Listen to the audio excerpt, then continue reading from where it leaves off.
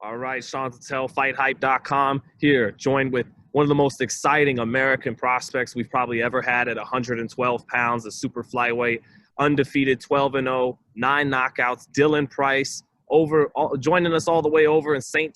Thomas in the Virgin Islands. Joined with his father on his birthday, David Price. Dylan, man, just what are you doing out in the Virgin Islands before we get into it? We just out here enjoying ourselves, having a good time. My dad got a birthday coming up, so we all decided to come out here and just enjoy ourselves, enjoy life. Yeah, it looks different than Philadelphia, right? Yeah, yeah, much different. Philly is known as, for a while, maybe the greatest city in America for boxing. Right, right. What do you think that's meant to you, being a young fighter from Philadelphia? It means a lot to me. I was born in Philadelphia, but I was raised in Sicklerville, New Jersey. But still being born in Philly, it means a whole lot. My first boxing gym that my dad ever took me to was in Philadelphia. So it means a lot. It's a great experience being able to train in Philly and make my bones in Philadelphia. It means a lot to me. Make your bones in Philly. Yeah, yeah. How old were you when your pops first took you into the gym? I was 9 years old. I was 9 years old when he took me to the gym. And how many amateur fights did you have before turning pro at, what was it, 19 years old, 18 years old you turned pro?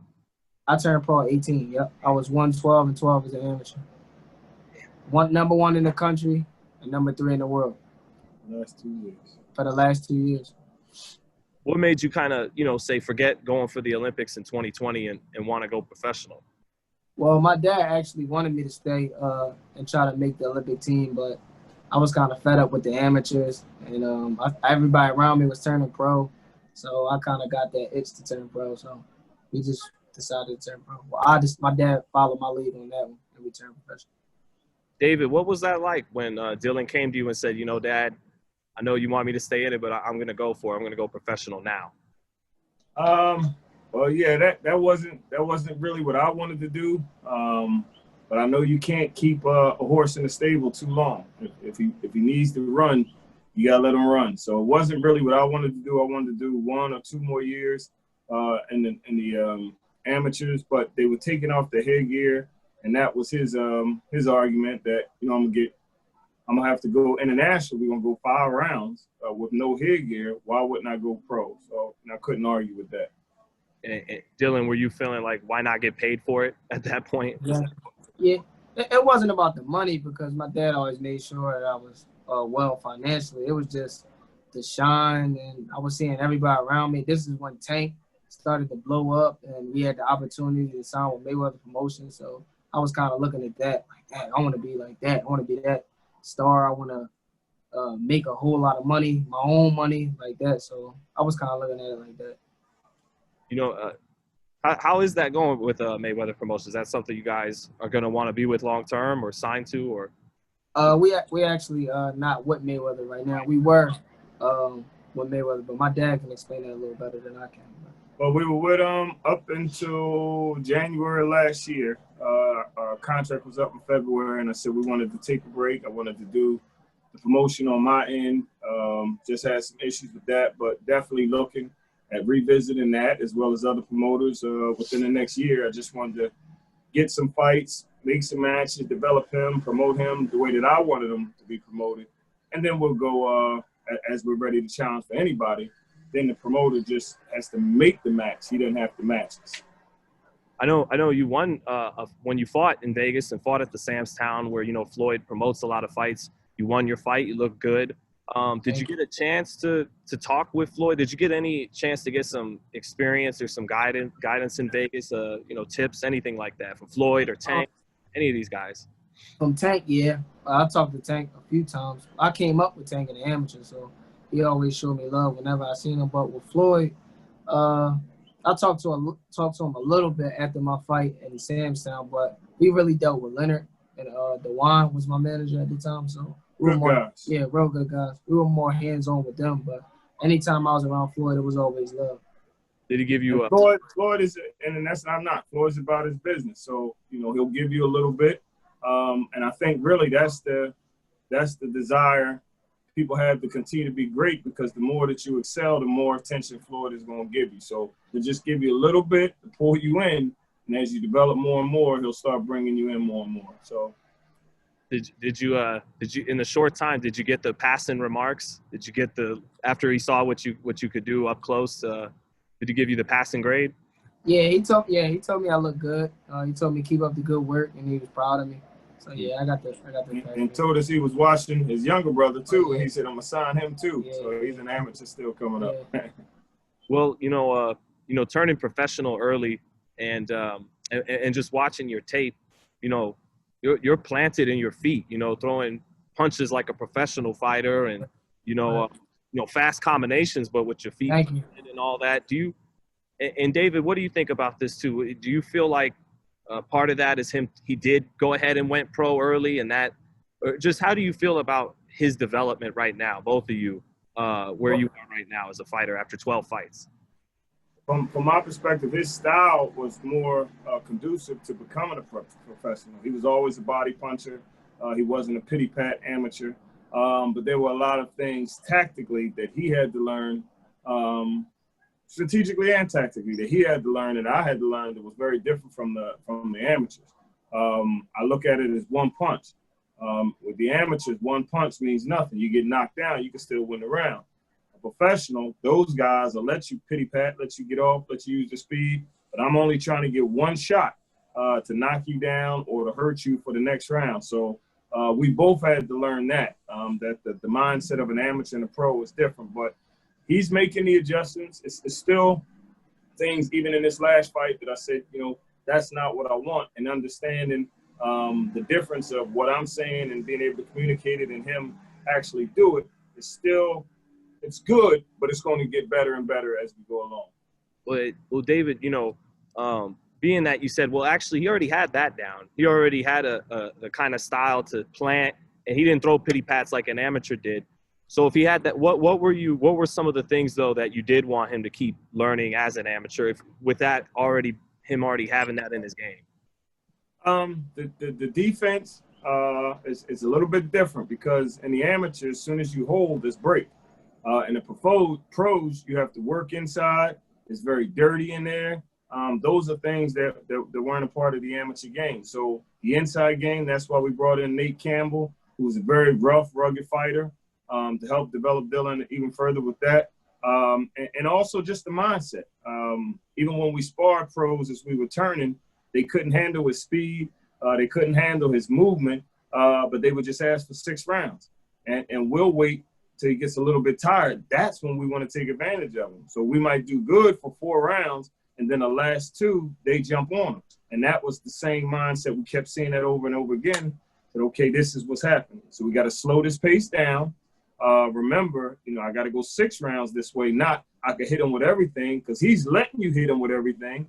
And he's saying, I'm going to just weather the storm and just keep touching the body and go for it later. So different things tactically we had to learn and develop, and he's still working on it. One commentator, he picked it up, Steve Farhood, picked up something that I'm still working on him with, and that is being busy or not being busy without looking like he's not being busy. So we just have to do those things where we get our breaks without just standing, slipping, and letting them touch, but do it in a smart way. So figure out, I'm not going to fight for 3 minutes a round. So what am I going to do in between there? I can't just let you hit me. So those are the things that we're working on as a pro. You can't do that for 12. You could do it for 3 rounds. In an amateur, I could do that 5 days a week. Move that same way I could fight for 3 rounds. You can't do that as a professional. Not unless you're Mexican. The Mexican go straight through 12 rounds, keep on fighting, punching, no problem. Yeah. But Dylan, we had Johnny Tapia. He was American, superstar at that weight class. Right. What do you think it's going to take, and why do you think you can be a superstar from America at 112, 115, 118, in the future, on and on, those lower weight classes? I feel like my talent level I feel like I have it to be a superstar. I just got to continue to make the adjustments like my dad said and be on the same page with him and listen to him. And I really feel in my heart that I can be a superstar in this sport. And I know my dad believed it, because if he didn't believe it, he wouldn't invest in me how he invested in me. So when I had my doubts because every boxer has them. When I'm in training camp and I have my doubts and things like that, I just come back to my dad believed in me, and I believe in myself. I believe that I have it. Even in the amateurs, people believe that I had it. That's why I won best boxer over the guys that's up on top right now. So do you feel like, you know, you're the kind of fighter that that they make the pound for pound list all about, you know, that you don't really give a shit what weight they're in when you see this guy fight, and when you see the talent and the skills, it's like exactly. That's how I feel. And you know, and when it's said and done, I like for him to be a combination right now, the current fighter of a Gervonta Davis, of a Tevin Farmer, where he has the defense, has the power, but also a Meldrick Taylor that when need be, he could box with the best of them, because he has the ability to do to imitate every fighter that I just said. If he wants to sit down on shots, he could be like Gervonta. If he wants to box, he could be like Meldrick. If he wants to not let you hit you and have fun like that, he can look like Tevin Farmer, who's really just a student of the Pernell Whitaker school. So that's what I think Dylan possesses. It's just putting it all together. It hasn't come together just yet. But each fight is getting better and better, more experience in doing it. So Dylan, do you still look up to those Philly fighters from decades back? Absolutely. Absolutely. I look up to the Meldrick Taylors, all of those guys. I feel like they were great fighters, and they paved the way for fighters like me to even be here. So I definitely look up to them, give them the utmost respect. You ever have a chance to come meet Bernard Hopkins, talk with him? Oh, yeah. Bernard Hopkins, all the time. We see Bernard all the time. Yeah, Bernard, real cool guy. Does he know how to get in your face and talk to you for hours? Listen, you're doing a great job. I just need you to do this and do that. You can be great. That's our guy. That's good. That's the Floyd Mayweather East Coast. Absolutely, man. I think, I mean, when we're talking technical skills, it didn't really get any better than what Bernard had, right? I mean, yeah, exactly. So, but he likes what he sees when he's got the chance to see you fight. Yeah, he like when I. Oh, you talking about Bernard, right? Yeah. I don't think he ever seen me fight. I know he seen me. He was at the fight. Yeah. Oh yeah, well yeah, he liked what he saw, and I know he seen me spar too.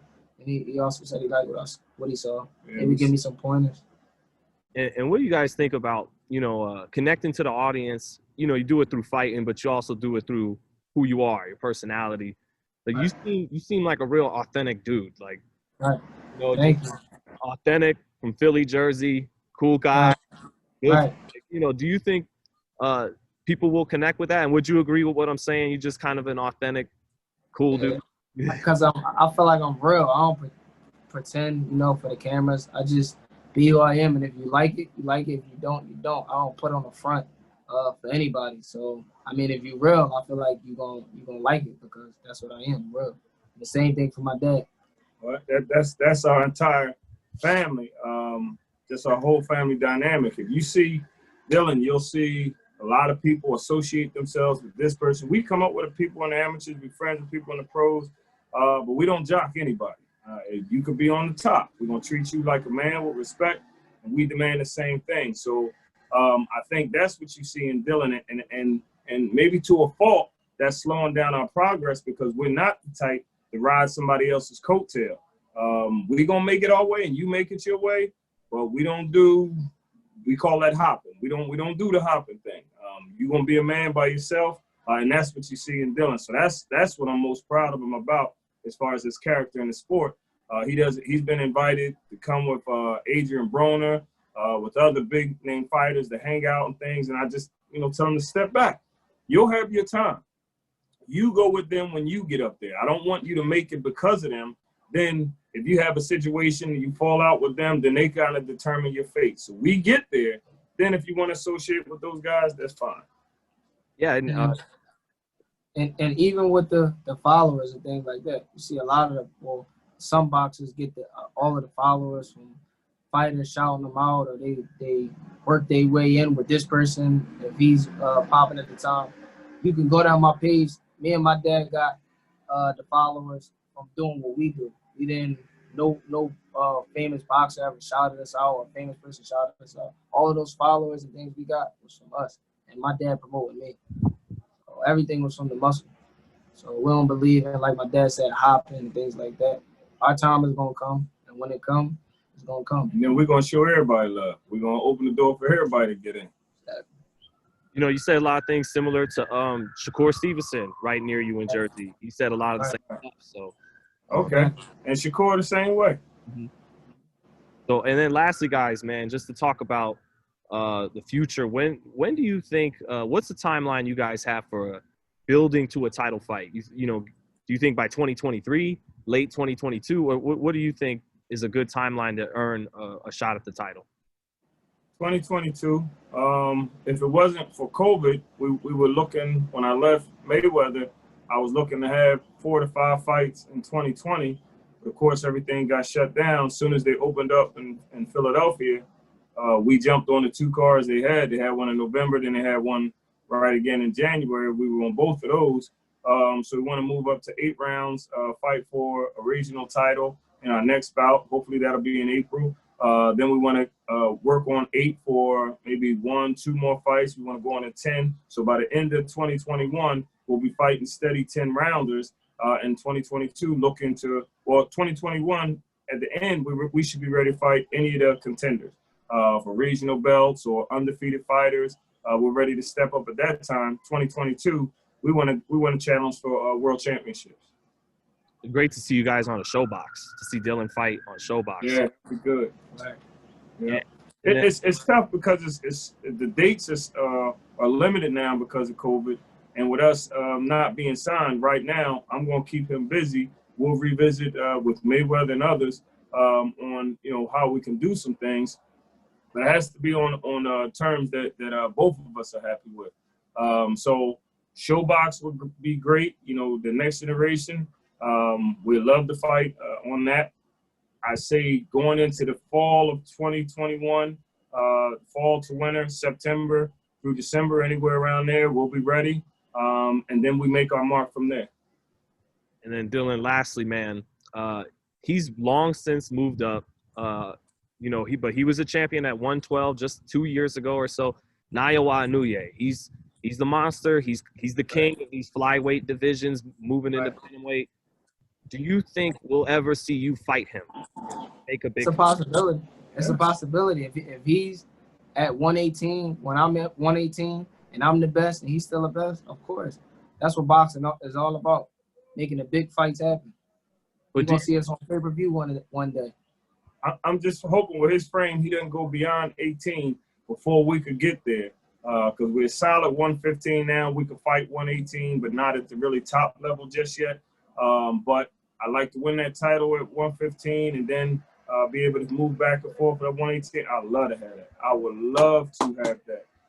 Right now, and Nonito's on there too. They need to cut you off. Nonito's there too, yeah. But no. He 115 and 118. Yeah.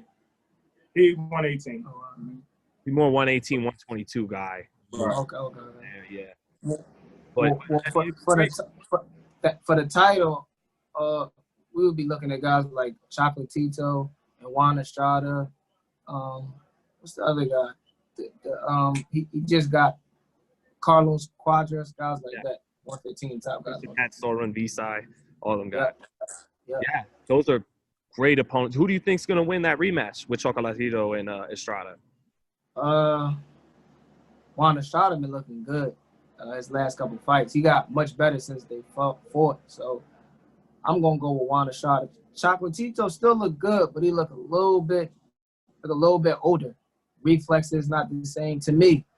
I just feel like Juan Estrada still a little bit more young in the ring. So I'm gonna go with Juan Estrada. I like Chocolatito, and I actually want him to win, but I think Juan Estrada is gonna win.